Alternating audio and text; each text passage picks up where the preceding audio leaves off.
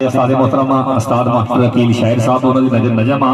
कि दसियो कि सजना किवें भुल जाइए पिंडां वर्गियां थावां नूं ये देसी रीत रिवाजां नूं ते रब वर्गियां मावां नूं किवें भुल जाइए जिहड़ा पिंड विच रह के बचपन बीत गया हार गया साडा पंजाबी विरसा पारे फैशन जीत गया निक्के निक्के होंदे सी मां ने उठाउणा कंध दे उत्तों फड़ के जी आ लै पुत्तर फड़ लै कहदा आप मसीतों पढ़ के जी मसीतों पढ़ के घर नूं आउणा मां ने दुध मधानी फेर लैनी दही रोटी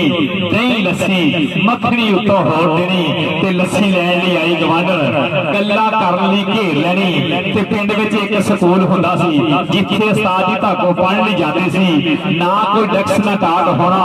पोरी घरों लिजांदे सी जुमे दी एक छुट्टी होनी मरब्बे चलदा वेलना जी तत्ता तत्ता गुड़ खाना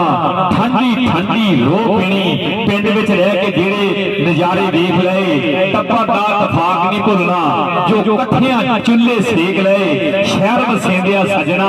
बड़ा ही करम रब दा है असली प्यार मुहब्बत अजनी पिंडां दे विच लभदा है कि सानू हाले तक नहीं भुलिया शहर तो सोहना चक नहीं भुलिया